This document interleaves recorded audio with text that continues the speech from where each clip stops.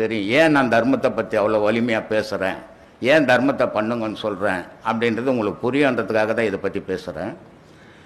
போன வாரம் அவங்க பொண்ணுக்கு நிச்சயதார்த்தத்துக்கு நோட்டீஸ் வைக்கிறதுக்கு போனாங்க. அந்த நோட்டீஸ் வைக்க போய் அவங்க வரும்போது 100 feet 100 அடி ரோட்டில் ஒரு ஆக்சிடெண்ட் ஆச்சு. ஆக்சிடெண்ட் எப்படி ஆச்சு? அவர் வீட்டுக்காரும் அந்த அம்மாவும் பின்னாடி உட்காந்து போகிறாங்க. அவர் வீட்டுக்காரர் வண்டி ஓட்டி போகிறார்.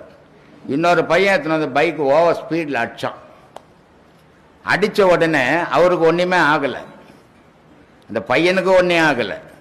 ஆனால் இந்த அம்மாவுக்கு கீழே 5 பல்லு உடஞ்சி இங்கே மேலே குத்திக்கின்னு வெளியே வந்துச்சு, உடஞ்சி போச்சு. ஃபைனல் கார்டு எலும்பு உடஞ்சி போச்சு. ஆனால் இந்த அம்மா விழும்போது என்ன கத்தின்னு, கடவுளேன்னு கத்தலை, புருஷனேன்னு கத்தலை, பிள்ளைங்களேன்னு கத்தலை, அப்பா என்னை காப்பாற்றுப்பான்னு வந்தாங்க. இது எனக்கு 10 மணிக்கு நியூஸ் தெரிஞ்சது. நான் உடனே ஒரு ஆள் அமிச்சேன், என்ன ஏதுன்னு போய் பாருங்க அப்படின்னு. திருப்பி மறுநாள் காலையில் நான் போனேன். போயிட்டு ஒன்றும் பயப்படாத, எதுவுமே ஆகாது. டாக்டர் 1.5 லட்சம் ரூபாய் கேட்குறாரு ஆப்ரேஷன் பண்ணணுன்ட்டு. நான் சொன்னேன் ஆப்ரேஷனில் வேணாம், ஆப்ரேஷன் இல்லாமல் சரி பண்ணிக்கலாம் அப்படின்னு சொல்லிட்டு பண்ணேன். மறுவாரம் இந்த ஆக்சிடெண்ட் நடந்த மறுவாரம் பொண்ணு ஃபங்க்ஷனு, முகமெல்லாம் தையல். எப்படி வந்து ஃபங்க்ஷனில் உட்காருவாங்க, எப்படி அந்த ஃபங்க்ஷன் நடக்கும் அப்படின்னா அவங்களுக்கு ஒரு பயம். நான் சொன்னேன் ஒன்றும் பயப்படாத, இந்த தையலே தெரியாது, அடையாளமே இல்லாத உட்காருவேன். இந்த ஃபங்க்ஷன் முடிஞ்ச மறுநாள் உன்னை புத்தூர்கிட்டன்னு போய் ஆப்ரேஷன்லாம் வேணாம், கட்டுக்கட்டி எடுத்துன்னு வரேன் அப்படின்னு சொன்னேன். அதே மாதிரி ஃபங்க்ஷன் முடியும் போது அவங்க முகத்தில் எந்த அடையாளமும் இல்லை, அவ்வளோ தையல் போட்டிருந்தது, அதெல்லாம் இல்லை.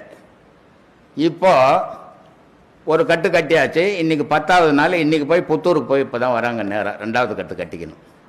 இதுக்கு என்ன காரணம், இது எப்படி இப்படிலாம் நல்லா ஆச்சு அப்படின்னா அதுக்கு அவங்க என்ன சொல்கிறாங்க, நீங்கள் தான் என்னை காப்பாற்றினீங்க அப்படின்னு அவங்க சொல்கிறாங்க.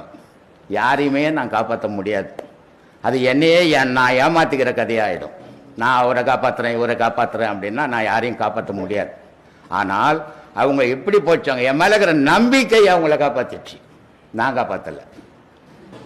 இது இப்போ தான் புத்தூர் போயிட்டு வராங்க 2வது கட்டு கட்டிக்கணும். இது ஒரு அதிசயமான விஷயம். அவங்க ஏன்னா அந்த இடத்துல ஆக்சிடெண்ட் ஆச்சுன்னா பொழிச்சவங்களே கிடையாது.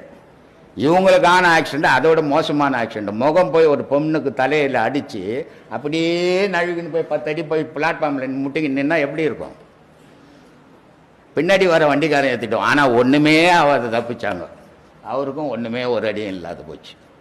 இப்போ புத்தூருக்கு போயிட்டு வராங்க. இது ஏன் சொல்கிறேன்னா தர்மத்தினுடைய வலிமை அப்படிப்பட்டது. கூட இருந்த கணவனால் காப்பாற்ற முடியல பார்.